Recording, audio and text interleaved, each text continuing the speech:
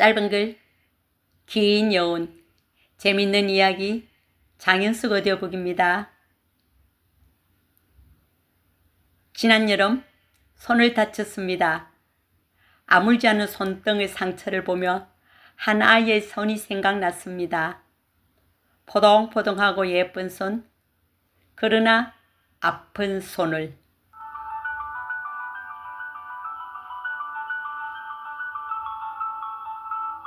39번째 이야기, 제목 성민이의 손, 글쓴이 장현숙. 제가요, 성민이를 감금했다고요? 수업을 하다 말고 교장실로 불려가서 전화를 받았다. 수화기로도 취기를 느낄 만큼 그는 횡설수설이었다. 교무행정사가 대략의 내용을 미리 알려주었다.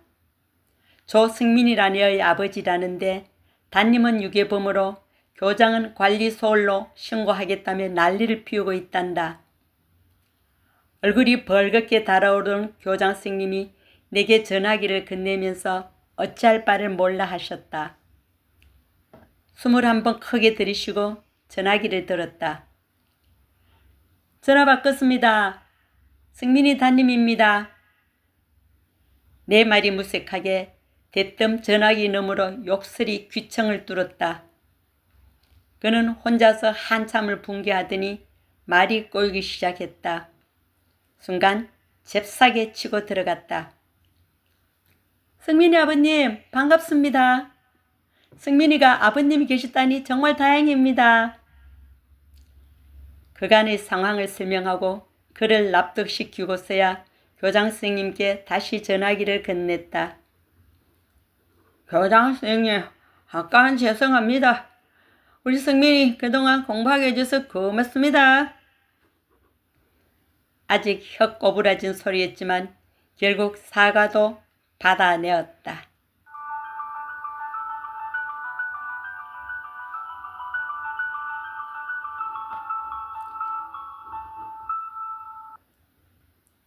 (3월) 중순이었다. 밤톨같이 똘방똘방하게 생긴 애가 초췌해 하는 엄마 손을 잡고 교실 문에 들어섰다. 갑자기 오느라 전입신고를 하지 못했단다. 전입신고가 안 되었으니 전입학 서류를 신청할 수도 없다. 공장에 다니는 엄마는 겨우 살 집은 구했으나 전입신고는 할 줄 모른단다. 학교에서 멀지 않은 면사무소 위치를 알려주고 일주일 이내에 전입신고를 하겠다고 약속을 받았다. 하지만 서류보다 아이가 우선이어야 했기에 성민이를 받아들이기로 했다. 학적부는 물론 책가방도 매지 않았고 교과서도 없었다. 학년 초에 결석해서 받지 못했단다. 창가 자리에 앉히고 당장에 필요한 책, 공책, 연필을 주었다. 책과 공책에 또박또박 이름을 쓰고 필통에 가지런히 연필을 정리하는 손이 야무졌다. 유난히 포동포동하고 귀여운 손이었다. 다만 화상 자국인지 흉터 때문인지 왼쪽 손목이 반지러했다.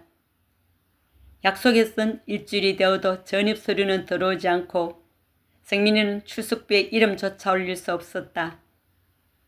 더구나 아이는 엄마가 올 때까지 운동장에서 놀이기구를 타며 배회했다. 엄마가 야근하거나 비라도 내리는 날이면 혼자 남겨진 아이를 두고 볼 수 없어 퇴근할 때 내 자취방으로 데려가기도 했다. 승민이는 내가 끓여주는 라면이 맛있다고 은근히 엄마가 야근하는 날을 기다리기까지 했다.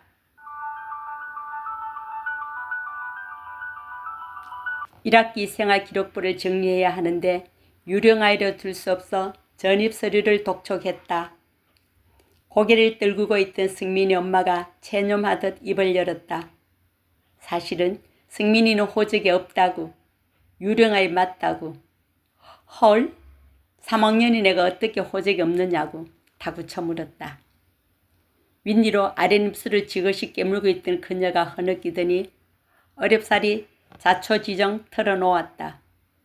승민이는 친구의 아이로 사생하여서 출생신고가 되어 있지 않다고. 그 친구가 결혼하여 미국으로 들어가면서 독신인 그녀가 승민이를 맡게 되었다고. 언젠가 생모가 승민이를 데리고 올 것이라면서. 승민이는 어영부영 나이 들었고 이렇게 얼마간 학교에 다니다가 들통나면 또 전학을 다닌다고. 황당한 말을 늘어놓았다. 대학병원에서 치아검사로 아이의 나이를 입증하여 출생신고하는 방법을 알려주며 그녀의 선한 용기에 공감까지 했다. 하지만 그녀는 쉽게 휴가를 낼 수 없는 공장일과 아이의 시간이 맞지 않는다며 차일피일 미루었다. 여름방학에는 꼭 해결하겠다고 언약했건만 그 방학 동안 엄마도 아이도 사라져 버렸다. 결국 거짓으로 들통난 말이었지만 나를 속였다는 결심만보다 그렇게라도 살려고 했던 그녀가 안쓰러웠다.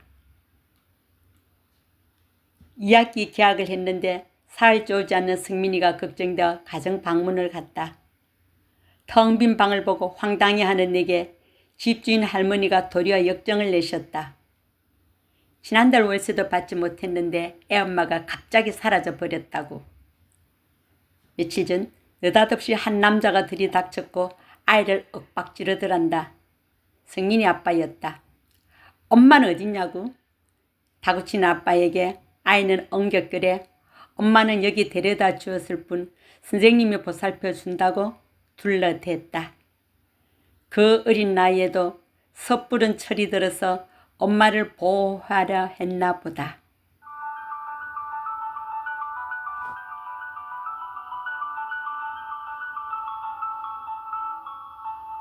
아이의 겁에 질린 변명도 엄마의 황당한 거짓말도 가정폭력으로부터 살아남기 위한 처절한 몸부림이었다.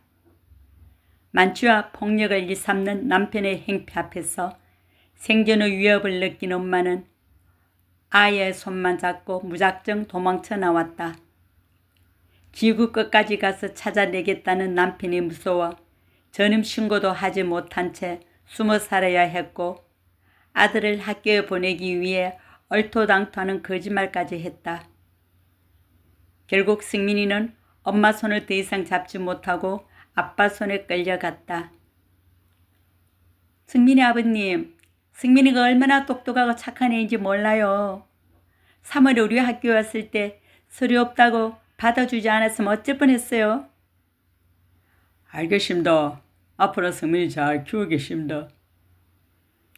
전화기 너머로 승민이가 라면이 불어 터진다며 아빠 부르는 소리가 들렸다. 혹시 승민이 손목의 상처도 라면을 끓이다가 아니면 맞기라도 했는가?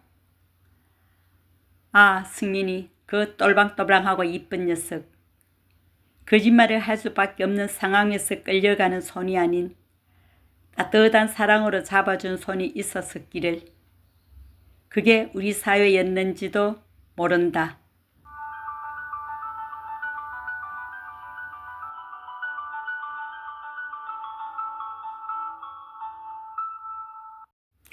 이야기는 여기까지입니다.